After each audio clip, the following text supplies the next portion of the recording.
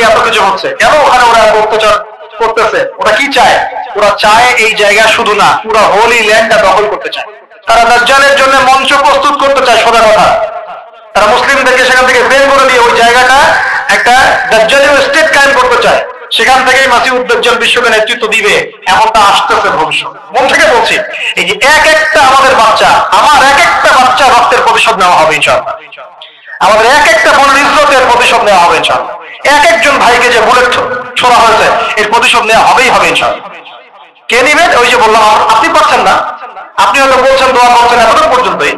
ইনশাআল্লাহ তাআলা আল মাহদি ঈসা ইবনে মারইয়াম সেটা করে দেখাবেন। মালহামাতুল কুবরা লঞ্চ করার পরে আল্লাহ রাব্বুল আলামিন এই মুসলিম উম্মার এই দুরবস্থা কাটানোর জন্য ইমামুল মাহদিকে পাঠাবেন ইনশাআল্লাহ। এরপর শাম থেকে একটা বাহিনী তার সাথে যুদ্ধ করতে আসবে। আল্লাহ পাক তাদেরকে মক্কা মদিনার মাঝখানে বাইদা নামক জায়গায় ধসিয়ে দিন, ধসে যাবে, আসতে পারবে না। তারপরে বনু কাব নামে একটা গোত্র থাকবে আরবে, ওই কাবের সাথে ইমাম মাহদি যুদ্ধ হবে, ইমাম মাহদি জয়লাভ করবে ইনশাআল্লাহ। কোত্থেকে আসবেন? নবীজি বলছে, যখন দেখবে খোরাসান থেকে ব্ল্যাক ফ্ল্যাগস গুলো বের হয়ে গেছে। এভাবে আসছে হাদিসে, বরফের উপরে সাঁতার কেটে হলেও তাদের সাথে যোগ দিও। ওই সময় ওয়ার্ল্ডের অবস্থা কেমন থাকবে আমরা জানি না, হাদিসে ভাবে আছে। নবীজি বলেছেন, খোরাসান থেকে যে মুজাহিদিনরা বের হবেন তাদেরকে কোনো বাহিনী পরাস্ত করতে পারবে না, এমনকি তারা জেরুজালেম পর্যন্ত পৌঁছে ওটাকে জয় করবে। হাদিস আসছে, কিছু করার নেই। হাদিস সহিহ না জয়ীফ না যা ওলামায়ে কেরামকে জিজ্ঞেস করে নিন, এটা হাদিসে আছে, কিছু করার নেই। পৃথিবীর ভবিষ্যৎ লেখা হয়ে গেছে। ইমামুল মাহদি এখান থেকে মদিনা থেকে তিনি পালিয়ে চলে আসবেন মক্কায়। তিনি নেতৃত্ব নিতে চাইবেন না, মানুষ জোর করে তাকে নেতৃত্ব দিবে। হাজার আসওয়াদ এবং মাকাম ইব্রাহিমের মাঝখানে তার হাতে বায়াত নেওয়া হবে। কতজন বায়াত নেবেন? 313 জন। 300। এরপর শাম থেকে একটা বাহিনী তার সাথে যুদ্ধ করতে আসবে। আল্লাহ পাক তাদেরকে মক্কা মদিনার মাঝখানে বাইদা নামক জায়গায় ধসিয়ে দিন, ধসে যাবে, আসতে পারবে না। তারপরে বনু কাব নামে একটা গোত্র থাকবে আরবে, ওই কাবের সাথে ইমাম মাহদি যুদ্ধ হবে, ইমাম মাহদি জয়লাভ করবেন ইনশাআল্লাহ। তারপরে তিনি সারা ওয়ার্ল্ডটাকে আবার রুল করা শুরু করবেন। হাদিসে আসছে, তিনি গুনে গুনে গনিমতের মাল দিবেন না, মুষ্টি ভরে ভরে মুসলমানদেরকে দান করবেন ইনশাআল্লাহ। তারপরে বের হবে মাসিহুদ দাজ্জাল মানুষের রূপে। ওই যে 4টা জায়গার কথা বললাম, সে বের হবে ইত্যাদি ইত্যাদি। এবার সে মানুষের রূপ ধরে আমাদের সমাজে প্রবেশ করবে এবং তার অনুসারীদেরকে নিয়ে ম্যাসাকার করা শুরু করবে। কিন্তু মুসলিমদের মধ্যে একটা বাহিনী শেষ পর্যন্ত তার সাথে যুদ্ধ করতে থাকবে, শেষ পর্যন্ত। লা তুকাতিলুনা লিয়াহু, এমনকি গাছের পিছনে লুকালেও আল্লাহ নবী বলছেন যে গাছ পাথর কথা বলবে, আমার পিছনে আছে, এসো মেরে যাও। হতে হতে হতে হতে যখন মুসলিমরা একটু কোণঠাসা, আল্লাহ পাক পাঠাবেন আসমান থেকে ওই মাসিহকে, যে মাসিহকে তারা চিনতে পারে। ওরা যাকে মাসিহ মনে করেছে, তাহলে এই মাসিহটাকে এই মিথ্যা মাসিহুদ দাজ্জাল। কথা বুঝতে পারছেন? তাহলে সবচেয়ে বড় প্রতারণার শিকার কারা হচ্ছে? এই ইহুদিরাই। এই বিশ্বের সবচেয়ে বড় প্রতারণার শিকার তারাই হচ্ছে। মাসিহুদ দাজ্জাল ওদেরকেই প্রতারণা করছে। বুঝতে পারলি কথা? ওদের সাথেই সবচেয়ে বড় প্রতারণা হচ্ছে। ওরা মনে করছে এই সত্যিকারের মাসিহ, সে আসলে আমরা বিশ্ব রুল করবো। সে সত্যিকারের মাসিহ নয়। ঈসা ইবনে মারইয়াম আসবেন কিভাবে সেটাও এসেছে। 2 জন ফেরেশতার কাঁধে ভর দিয়ে তিনি নামবেন শাম অর্থাৎ সিরিয়া দামেস্ক শহরের মধ্যে। কোন শহর? দামেস্ক। এই জায়গাগুলো খুব বরকতময়। আল্লাহ নবী দোয়া করেছেন, আল্লাহ শামে বরকত দাও, আল্লাহ ইয়েমেনে বরকত দাও, আল্লাহ শামে বরকত দাও, আল্লাহ ইয়েমেনে বরকত দাও। আর মুসলমানরা বলছিল, আল্লাহ রাসূল আমাদের নাজদেও বরকত দিতে বলেন, আমাদের নাজদেও বরকত দিতে বলেন। আল্লাহ নবী বলছেন যে নাজদে বরকত না, বরং ওখান থেকে ভূমিকম্প বের হবে, ওখান থেকে শয়তানের শিং বের হবে। চিন্তা করে, ওই যে বললাম নাজদিরা তুর্কিদের বিরুদ্ধে যুদ্ধ করেছিল, অটোমান এম্পায়ারের বিরুদ্ধে যুদ্ধ করেছে ব্রিটেনের সাথে হাত মিলিয়ে। ওরাই এখন সারা বিশ্বে, বাংলাদেশে তো ন্যাশনাল দল আছে বহু, বাংলাদেশে তো বহুত ন্যাশনাল দল আছে। তারা বলে, ওই যে দেখবেন যে যখনই আমরা এগুলো নিয়ে আপনাদেরকে সচেতন করতে চাই, মানে এরা তো খারাজি হয়ে গেছে, উগ্র হয়ে গেছে, এই হয়ে গেছে, সেই হয়ে গেছে, এভাবে করে গভর্নমেন্ট প্রশাসন সবার কাছে আমাদেরকে বিতর্কিত করার চেষ্টা করে। অথচ আমরা কি কারো শত্রু? আমরা কি এই আলোচনাগুলো করে ওয়ার্ল্ডের প্রেক্ষাপট বদলাতে পারবো? পারবো না। কিন্তু আমাদের প্রজন্মকে আমরা জানাতে তো পারবো, যেন তারা আত্মবিশ্বাসী হয়ে গড়ে ওঠে যে আমরা এই নতজন মনোভাব নিয়ে পৃথিবী থেকে যাবো না ইনশাআল্লাহ। আমরা পৃথিবী থেকে মাথা উঁচু করেই যাবো ইনশাআল্লাহ। মুসলিমদের হাতেই বিশ্বের বিজয় লেখা আছে, আস্তে আস্তে বিশ্ব দিকে যাবে, এটা তো তাদেরকে জানতে হবে। আমরা তাদেরকে জানাচ্ছি না। তো নাশ থেকে বের হবে শয়তানের শিং, এটা বলা হয়েছে। যাই হোক, ঈসা ইবনে মারিয়াম আসবেন এই সিরিয়ার দামেস্ক, চুল দিয়ে টপটপ করে পানি পড়তে থাকবে, মুক্তা ঝরছে এরকম পানি, তার নিঃশ্বাস যতদূর পর্যন্ত যাবে ততদূর পর্যন্ত কাফেররা পড়তে থাকবে। সুবহান। এমনকি তিনি খুঁজতে খুঁজতে দাজ্জাল পর্যন্ত আসবেন, দেখবেন যে মুসলিমদেরকে অবরুদ্ধ করে রাখা হয়েছে, বলবেন দরজা খুলে দাও, নামাজের ওয়াক্ত হবে, আযান দেওয়া হবে, ফজরের ওয়াক্ত। ভাই আমরা যদি ফজর মিস করি আমরা আসলে ওই বাহিনীতে যোগ দিতে পারবো না, বেঁচে থাকলেও জানি না আমরা অত বছর থাকবো কিনা পৃথিবীতে, আল্লাহ ভালো জানেন, এটা আমরা জানি না। কিন্তু এই বিজয়ে সুবহে সাদিকের সময় লেখা আছে, আযান হয়ে যাবে, ইমামুল মাহদী তাকে বলবেন ইমামতি করুন আপনি। ঈসা ইবনে মারিয়াম বলবেন না, এই উম্মতের জন্য ইমামতির অধিকার দেওয়া হয়েছে। বলেন সুবহানাল্লাহ। তিনি ইমামতি করবেন না, বরং মুক্তাদি হবেন। দরজা খুলে দাও, নামাজ শেষে দরজা খুলে দেওয়া হবে। দাজ্জালকে খুঁজতে খুঁজতে খুঁজতে এই প্যালেস্টাইন, এই জেরুজালেমের বাদে লুদ নামক জায়গায় তিনি পৌঁছাবেন। সেখানে দেখবেন মাসিহুদ দাজ্জাল আছে। দাজ্জাল তাকে দেখার সাথে সাথে লবণের মতো গলতে শুরু করবে, সেখানে তিনি তাকে হত্যা করবেন। একজন একজন করে এই সন্ত্রাসী যারা এখন এই নিরীহ মানুষদেরকে হত্যা করছে, এদেরকে হত্যা করা হবে একজন একজন করে, একজনকে ছাড়া হবে না। আমি জন্য বলছি, মন থেকে বলছি, এই যে এক একটা আমাদের বাচ্চা, আমার এক একটা বাচ্চা রক্তের প্রতিশোধ নেওয়া হবে ইনশাআল্লাহ। আমাদের এক একটা বোনের ইজ্জতের প্রতিশোধ নেওয়া হবে ইনশাআল্লাহ। এক একজন ভাইকে যে বুলেট ছোড়া হয়েছে এর প্রতিশোধ নেওয়া হবেই হবে ইনশাআল্লাহ। কে নিবেন? ওই যে বললাম, আপনি পাচ্ছেন না, আপনি হয়তো বলছেন, দোয়া করছেন, এতটুকু পর্যন্তই। ইনশাআল্লাহ তাআলা আল মাহদী আর ঈসা ইবনে মারিয়াম সেটা করে দেখাবেন। তারপরে সেখান থেকে তিনি ইসলামী খেলাফা রিস্টোর করবেন, উর্বর হবে মাটি, সবুজ শ্যামল, বৃষ্টিপাত বেশি হবে, এগুলো হতে থাকবে। এর মাঝখানে আবার ইয়াজুজ মাজুজ বের হবে। ইয়াজুজ মাজুজ বের হওয়ার পরে পৃথিবী ম্যাসাকার করবে। তারা এমন ভাবে পৃথিবীতে ম্যাসাকার করবে যে ঈসা আলাইহিস সালাম এবং তার অনুসারীরা তুর পাহাড়ে গিয়ে লুকাবে, আত্মগোপন করবে, এবং তাবারিয়া নদের পানি তারা খেয়ে ফেলবে। পরের দল এসে বলবে কোন এক সময় মনে হয় এখানে পানি ছিল, মানে পানি সব খেয়ে খাবার করে ফেলবে। আর বুঝতে পারছেন, ঈসা আলাইহিস সালাম দোয়া করবেন, আল্লাহ এই আযাব থেকে আমাদেরকে তুমি বাঁচাও। আল্লাহ পাক তখন তাদের ঘাড়ের মধ্যে একটা ভাইরাস দিয়ে দিবেন, ভাইরাস, পোকা ভাইরাস। এই এক ভাইরাসের সব ইয়াজুজ আর মাজুজ শেষ। এরপরে পৃথিবীতে বৃষ্টি বর্ষণ শুরু হবে।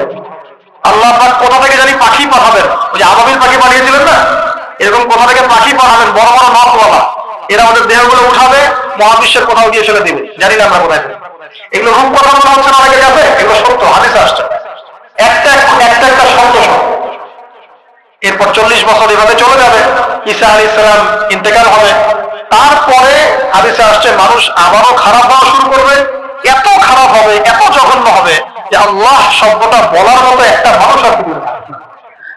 একটা মিষ্টি মৃদু একটা বাতাস আসবে, এই বাতাস মুমিনদের বগলের নিচ দিয়ে প্রবাহিত হবে, এবং যার অন্তরে এক সরিষা দানা পরিমাণ ঈমান আছে, ওই বাতাসে তার জান কবজ হয়ে যাবে।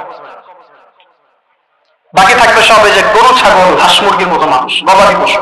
আল্লাহ বলার মতো মানুষ নাই, রাস্তা মরে মরে জেনা করবে। এটা আরো অনেক পরের কথা, অনেক পরের কথা। আমরা ওই যুগ দেখতেও চাই না, বাঁচতেও চাই না ওই যুগে, তাই না ভাই?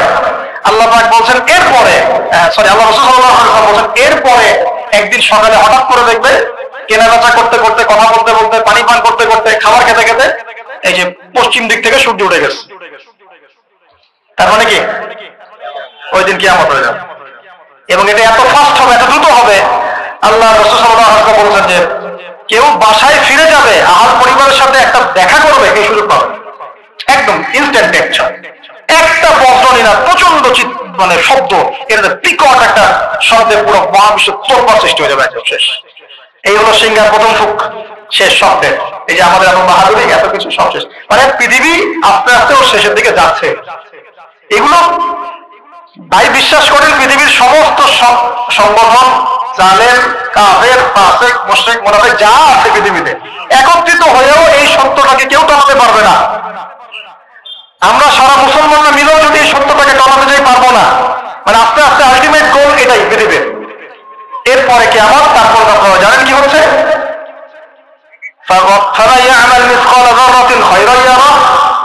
এক চুল পরিমাণ যদি ভালো কাজ কেউ করে থাকে তাকে সেটা দেখানো হবে, এক চুল পরিমাণ খারাপ কাজ আমরা কেউ করে থাকলে দেখানো হবে। তবে যারা লা ইলাহা ইল্লাল্লাহ এই তাওহীদের উপর থাকবে, যত বড় গুনাহ করুক না কেন আল্লাহ মাফ করে দেবেন ইনশাআল্লাহ। কারণ আমাদের জন্য নবী সাল্লাল্লাহু আলাইহি ওয়াসাল্লাম সুপারিশ করলেন। তাই বলে কি আমরা গোনা করতে থাকবো এখন? এটা নবী সাল্লাল্লাহু আলাইহি ওয়াসাল্লামের শান, তার মর্যাদা। আল্লাহ রাসূল সাল্লাল্লাহু আলাইহি ওয়াসাল্লাম এই কথা বলে গিয়েছেন যে কবিরা গুনাহগার মুসলমানদের জন্য আমি সুপারিশ করব। তাওহীদের উপর যারা থাকবে ইনশাআল্লাহ জান্নাত, শিরকে থাকলে, কুফরিতে থাকলে জাহান্নাম ছাড়া কোনো গতি নাই। এই হলো পৃথিবীর শেষ। আমরা তো জান্নাতে যেতে চাই কি চাই না ভাই? তাহলে এখন আমরা জানি যে এই অবস্থা কেন হচ্ছে, কেন জেরুজালেম নিয়ে এত কিছু হচ্ছে, কেন ওখানে ওরা অত্যাচার করতেছে। ওরা কি চায়? ওরা চায় এই জায়গা শুধু না, পুরো হোলি ল্যান্ডটা দখল করতে চায়। তারা দাজ্জালের জন্য মঞ্চ প্রস্তুত করতে চায়। সোজা কথা, তারা মুসলিমদেরকে সেখান থেকে বের করে দিয়ে ওই জায়গাটা একটা দাজ্জালীয় স্টেট কায়েম করতে চায়। সেখান থেকেই মাসিউদ দাজ্জাল বিশ্বকে নেতৃত্ব দিবে, এমনটা আসতেছে ভবিষ্যৎ। তবে সেই নেতৃত্ব, সেই রাজত্ব, সেই ক্ষমতা চিরস্থায়ী হবে না। মুসলিমরা আবার জেগে উঠবে ইনশাআল্লাহ। ওই জায়গায় ঈসা আলাইহিস সালাম যতক্ষণ খেলাফত কায়েম করছেন না, কিয়ামত হবে। তো এখন আমাদের কাজ কি বলেন? চুপচাপ গল্প শুনলাম, হাত গুটিয়ে বসে থাকবো? আমাদের আমাদের ক্ষমতার মধ্যে আমরা কি করতে পারি?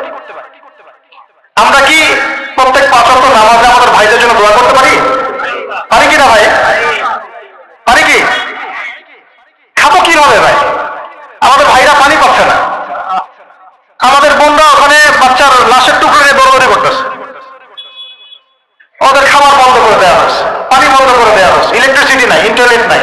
বন্দি এরকম একটা অবরুদ্ধ করে একটা এতটুকু জায়গার মধ্যে 22 লক্ষ মানুষকে অবরুদ্ধ করে বন্দি করা হচ্ছে। কিভাবে খাবো আমরা? এটা একটু ব্যথিতও না হতে পারি, তাহলে আমার মধ্যে ইমানের আর কি বাকি আছে? আমাদের সুযোগও নাই যে আমরা সবাই 10-20 টাকা করে তুলে রাষ্ট্রীয়ভাবে একটা বড় তহবিল পাঠাবো। সেই সুযোগটাও আমাদের কাছে বন্ধ করে দেওয়া হচ্ছে। পারবেন না? এখানে অনেক প্যাচ আছে, এখানে অনেক মাইক প্যাচ আছে, অনেক ব্যাপার স্যাপার আছে, ওয়ার্ল্ড অ্যাফেয়ার্স, এগুলো আপনারা বুঝবেন না। আর অনেক ক্ষেত্রে আমাদের পলিটিশিয়ানরা মাজুর, কিছু করার নাই। তারা যদি চাও তাও কিছু করতে পারবে না। এইভাবে আপনাদের হাত পা আমাদের বেঁধে ফেলা হয়েছে চতুর্দিক থেকে।